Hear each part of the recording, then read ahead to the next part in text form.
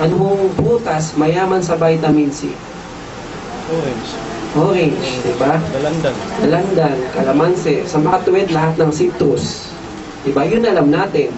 Lahat ng citrus.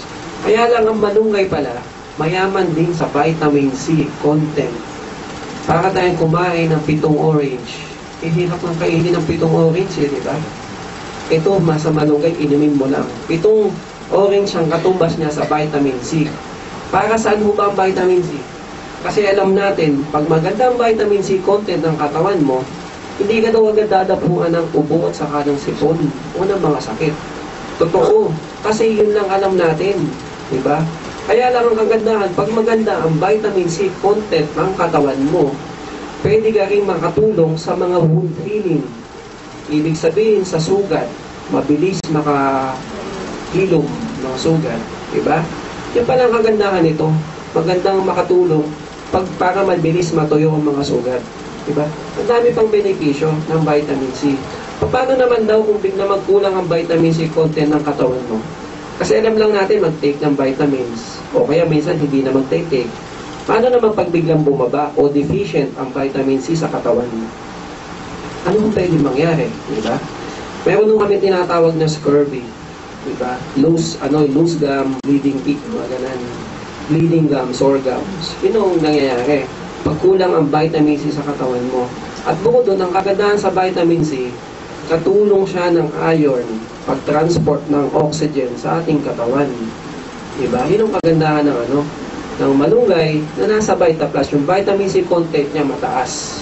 Pag mo sinabing vitamin A, anong prutas o gulay mayaman sa vitamin A? Kalabasa, carrots. Diba? Ang malunggay pala, para kang kumain ng 4 na carrots sa vitamin A content. Tigas-tigas nga ng carrots diba?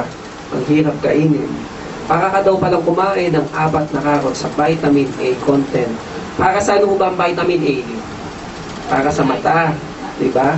Yun lang po kasi alam natin, maganda daw sa mata. Ang vitamin A, may 3 klase. May tinatawag po kami retinol, retinal, saka retinoic acid. At maganda rin po ito sa reproduction, sa growth, saka sa balat, sa mga epithelial tissue. Diba? Alam lang natin sa mata. Kaya lang anong mangyayari? Pag kulang ang vitamin A mo sa katawan, anong pwedeng mangyari sa atin? Bukod sa lalabo ang mata, diba? May tinatawag din po kami xerophthalmia. Yung nagdadry yung mata, kulang sa pagluluha. Yun naman ho pala ang pwedeng mangyari. At bukod doon, mabilis ka palang dapuan din ng mga iba't ibang klase ng cancer. Kasi pag mataas ang beta-carotene mo sa katawan, pwede kang makaiwas sa iba't ibang klase ng cancer, lalo na yung mga breast cancer, o kaya yung lung cancer. Pwede mo palang maiwasan yun pag maganda ang supplement ng vitamin A mo sa katawan. Diba? So napakaganda, mataas ang vitamin C mo, mataas ang vitamin A mo. Pag pinag-usapan yung calcium, para saan po ba ang calcium? Diba? Sa buto. Diba? Para daw makaiwas sa osteoporosis, uminom ka ng 2 baso ng gatas araw-araw, sabi sa TV. Diba? Kaya lang ang malunggay pala na nasa Vita Plus, maganda rin ang calcium. Para ka daw kumain o uminom ng 1 litrong gatas araw-araw pag uminom ka ng Vita Plus. Diba? 4 na baso ang katumbas niya sa calcium. Ano ba ang daily requirement ng mga young adult sa calcium araw-araw? Diba? Ang mga young adult daw po pala, ang daily requirement ng calcium araw-araw mong ipuproduce sa katawan mo, 800 mg. Paano yung mga matatanda, elderly, postmenopausal, lactating mothers, diba? Gano'n naman kadami ang required o daily requirement ng calcium sa katawan mo. Diba? 1,000 to 1,200 mg ng calcium araw-araw. Kaya nga nagbibigay yung iba ng doktor pag nagkakaedad tableta, 1,200 mg ng calcium. Diba? Ang Vita Plus, 2,003 mg ng calcium ang nandun sa loob ng sachet. Pero 100 gram ng leaves ng malunggay. Diba? So napakaganda. Mataas ang niya, ang calcium content. Kasi sabi, pag the age of 21, hindi ka na magpuproduce ng calcium sa katawan magtatapon ka na. So, pwede ka makaiwas sa mga osteoporosis, mag-supplement ka ng calcium, exercise, para ka makaiwas sa mga ganong klase ng sakit. Diba? Pag pinag-usapan natin ng potassium, para saan ho ba ang potassium? Diba? Sa muscle. Diba? Ang potassium daw maganda sa muscle. Kasi minsan, pag nagpa-check ka sa doktor, namamadid yung kamay mo, namamadid pa, pa-check ang electrolytes, baka daw mababa ang potassium. Anong sabihin ng doktor nyo? Kumain ka ng mataas daw sa potassium. Kumain ka ng saging. Diba? Yun lang din po alam ko nung una eh. Saging ko maganda ang potassium. Kaya nang malunggay pala maganda rin ang potassium. Para daw po tayong kumain ng 3 saging sa potassium content. Diba? So napakaganda. Ang taas din ng potassium niya. Saan po ba maganda yon? Sa muscle. Kasi normal po niyan 3.5 hanggang 5.5. Eh, paano kung biglang bumaba? Nag 1.5. Bakit kaya nagpapaisip niya ang doktor mo? Diba? Pa-check ang puso nyo. Kasi baka mamaya nag-aaritmia ka na. Secondary, sa hypokalemia, bumaba ang potassium content ng katawan mo. Diba? So, pwede ka palang atakihin sa puso. Pag mababa, sobra ang potassium ng iyong katawan. Diba? Ang kagandahan sa potassium na nasa Vita Plus, may diuretic effect din.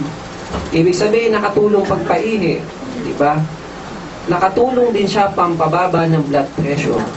Kasi isipin mo, may pasyente kami, 190. Hindi bumababa kahit bigyan namin ng gamot sa ilalim ng dila. Anong kasunod namin ibibigay? Kailangan namin pampaihi. Diba? Kasi once na makaihi pasyente, pwedeng matulungan bumaba ang blood pressure. Diba? So napakaganda kasi potassium diuretics din. Nakakatulong pampababa ng blood pressure. Diba? Ano pa maganda sa malunggay na nasa Vita Plus? Iron.